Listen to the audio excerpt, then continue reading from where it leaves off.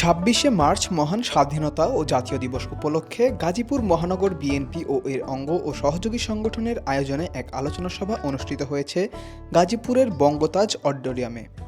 অনুষ্ঠানের প্রধান অতিথি হিসেবে উপস্থিত ছিলেন গাজীপুর ২ আসনের সংসদ সদস্য এম মঞ্জুরুল করিম রনি।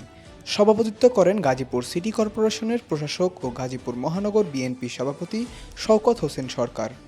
এ সময় গাজীপুর জেলা ও মহানগর বিএনপি এবং এর বিভিন্ন অঙ্গ ও সহযোগী সংগঠনের নেতৃবৃন্দ উপস্থিত ছিলেন।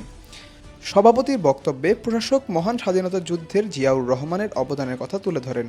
তিনি বলেন, স্বাধীনতা সংগ্রামে শহীদ প্রেসিডেন্টের ভূমিকা জাতির ইতিহাসে গুরুত্বপূর্ণ স্থান দখল করে আছে। এছাড়াও তিনি শহীদ প্রেসিডেন্ট জিয়াউর রহমানের সহধর্মিণী সাবেক প্রধানমন্ত্রী বেগম খালেদা জিয়ার অবদানের কথা স্মরণ করেন এবং তার প্রতি শ্রদ্ধা জানান। তিনি আরও বলেন, গণপ্রজাতন্ত্রী বাংলাদেশ সরকারের মাননীয় প্রধানমন্ত্রী জনাব তারেক রহমানের আদর্শের প্রতি অবিচল থেকে স্বাধীনতার চেতনা সমুন্নত রাখতে সবাইকে ঐক্যবদ্ধভাবে কাজ করতে হবে। স্বাধীনতার চেতনা ও জাতীয় ঐক্যের বার্তা নিয়ে শেষ হয় এই আলোচনা সভা, যেখানে উঠে আসে ইতিহাস, নেতৃত্ব এবং ভবিষ্যতের পথ চলার দিক নির্দেশনা।